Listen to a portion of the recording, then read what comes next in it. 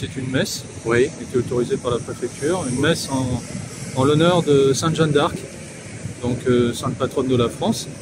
Et une loi de 1920 nous autorise, le 8 mai notamment, à pouvoir célébrer non seulement une messe, mais en plus un défilé avec un dépôt de gerbes de fleurs devant la statue de Sainte Jeanne d'Arc.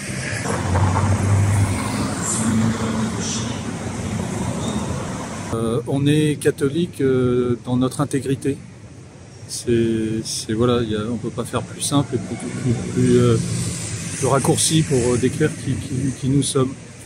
Le règne du Christ roi chez Vitas, c'est un mouvement politique aujourd'hui, puisque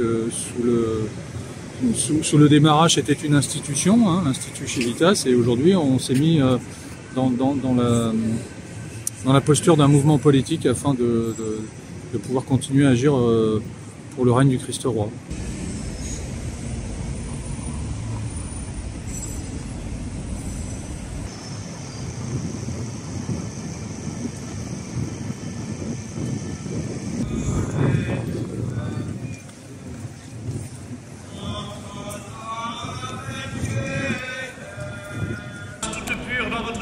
Et dans votre âme.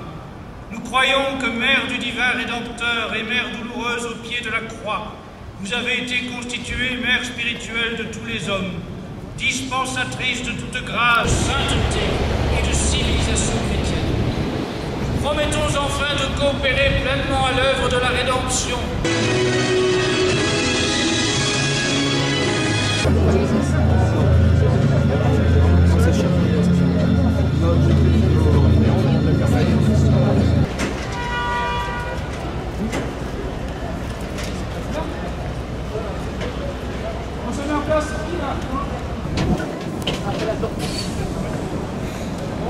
Mettez-vous rapidement en place.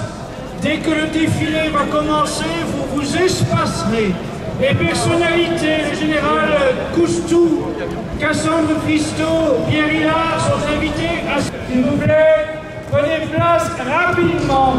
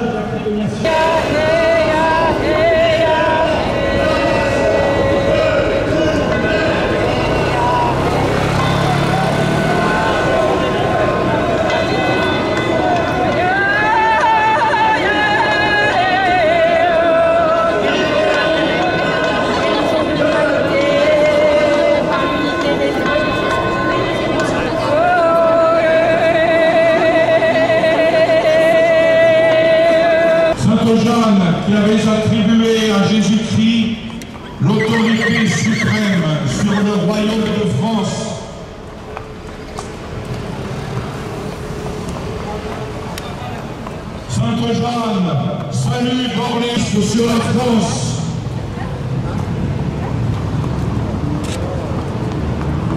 Sainte-Jeanne, honneur et protection de la patrie. Vive le roi, à bas la République! Et vive le roi, à bas la République! Et vive le roi, à bas la République!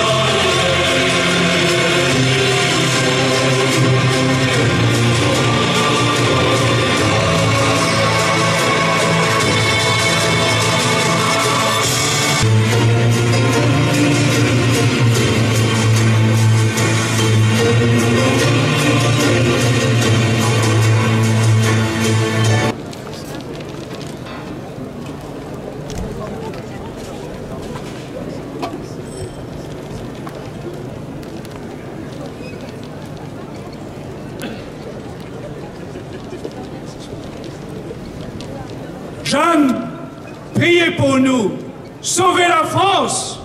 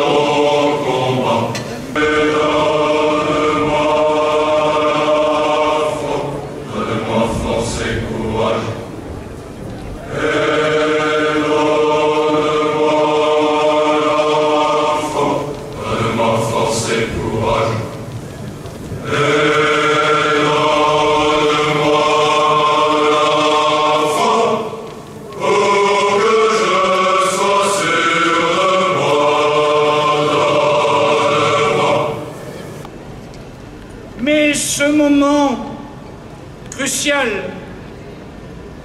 ne s'est probablement jamais autant rapproché dans une conjugaison sans précédent de catastrophes. La convergence des catastrophes elle est vraiment à nos portes.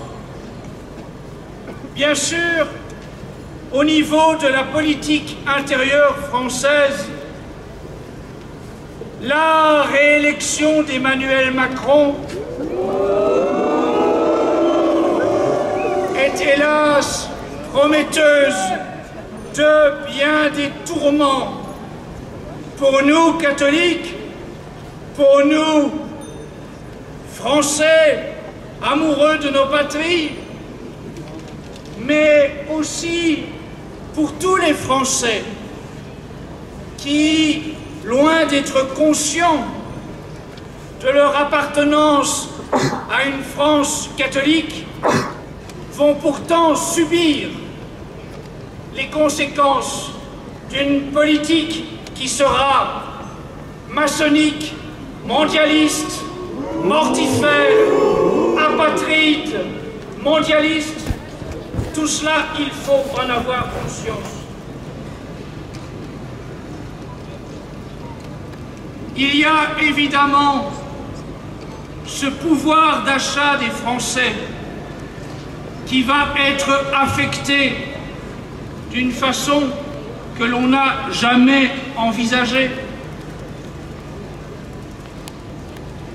Songez que, sous prétexte d'abord du covidisme, sous prétexte maintenant de la guerre entre la Russie et l'Ukraine, sous prétexte demain de catastrophes climatiques, tout est en réalité orchestré, commandité, pour que nous ayons des pénuries, pour que nous ayons les prix de tous les besoins essentiels qui flambent, pour que nous ayons une inflation comme dans les pires moments de l'histoire de France, que nos économies s'amenuisent, que les Français s'appauvrissent pour qu'ils soient les esclaves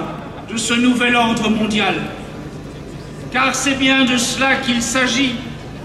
Derrière la politique d'Emmanuel Macron, il y a un simple vassal du nouvel ordre mondial qui prend ses ordres chez les Soros, chez les Rothschild, chez les Rockefeller, chez les Gates, chez les Zuckerberg. Et cela, c'est inacceptable. Cela, allons-nous le tolérer plus longtemps? Allons-nous nous soumettre? Allons-nous devenir les prisonniers de ce nouvel ordre mondial? Masqués, confinés, enfermés? Alors, mes amis, il faudra que nous nous habituions à être des combattants, que nous ayons conscience que les prochaines semaines vont être cruciales. Je crains, hélas, sans vouloir faire de mauvaises prédictions, que bientôt M. Mélenchon ou l'une de ses affidés devienne Premier ministre, de façon à ce que la France insoumise soit neutralisée pour Macron, mais aussi de façon à ce que M. Mélenchon ait dans l'idée de réaliser le projet dont il a si souvent parlé, d'être l'homme politique qui assurera la continuité de Robespierre, comme il l'a si souvent avancé.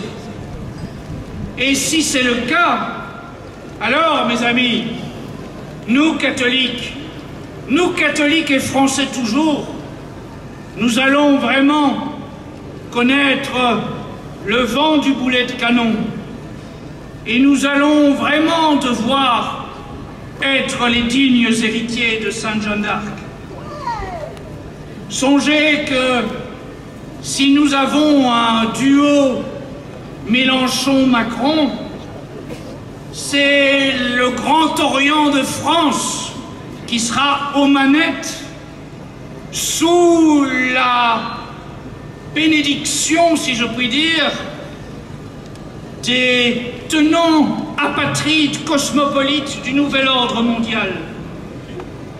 Nous serons alors dans la soumission totale au diktat de l'OTAN. Nous serons probablement conduits dans une guerre qui n'est pas la nôtre contre la Russie. Nous serons amenés à sacrifier des soldats français, du sang français, pour une guerre qui n'est pas la nôtre.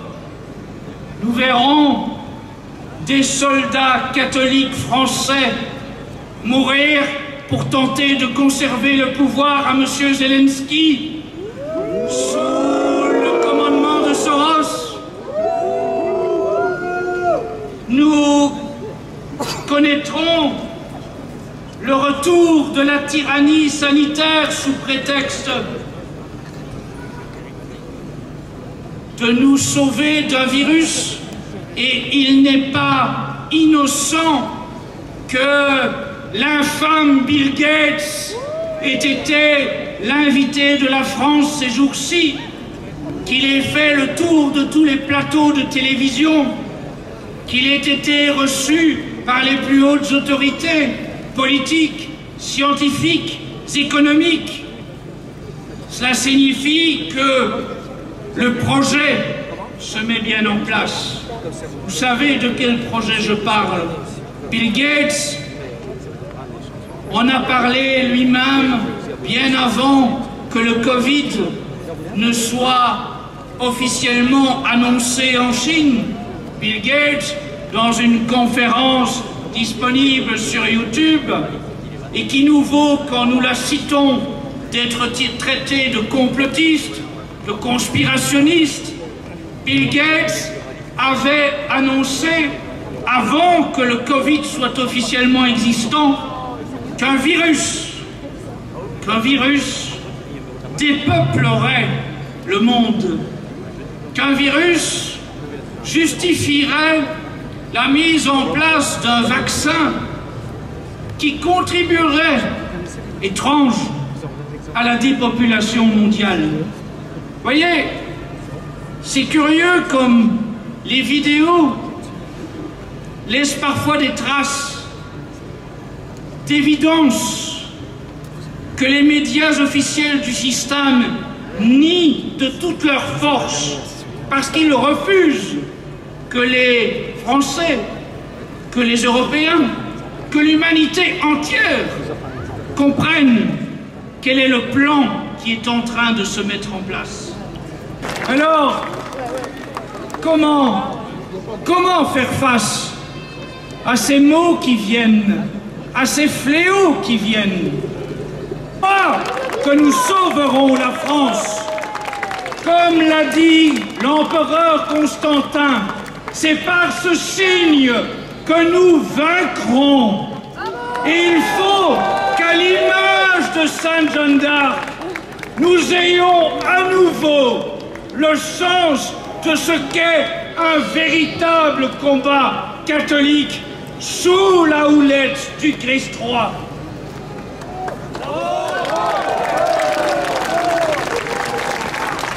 Que les catholiques n'aient pas peur d'affirmer leur foi, comme c'est trop souvent le cas.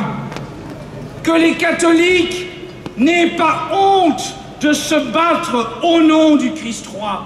Que les catholiques n'aient pas peur d'arborer le Sacré-Cœur.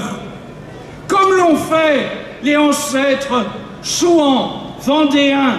Soyez les dignes héritiers de vos ancêtres chouans et vendéens. Soyez les dignes héritiers du combat contre-révolutionnaire. Si nous abandonnons cela par souci de la bien-pensance, par souci du qu'en dira-t-on, par souci du regard des autres, alors qu'aurons-nous à dire à l'heure du jugement dernier? Que n'ai-je trop souvent entendu, même parfois parmi les fidèles de la tradition catholique, des gens choisir systématiquement les manifestations où les catholiques sont les plus nombreux, mais où les catholiques mettent leur drapeau en poche, leur croix cachée. C'est inacceptable, mes amis. Et ce ne sera jamais de cette façon-là que nous obtiendrons la moindre victoire. Que les prêtres, que le clergé, que les évêques, que les cardinaux aient à nouveau cette volonté d'encourager le peuple catholique de France à se battre sous l'emblème de l'Église, avec la croix mise en évidence, avec le Sacré-Cœur mis en évidence. Que notre clergé apprenne aux catholiques le sens de ce qu'est le sacrifice. Je pense que l'hommage à Jeanne d'Arc est très intéressant et que c'est très important de garder l'empreinte de la France et de faire perdurer ça dans le temps.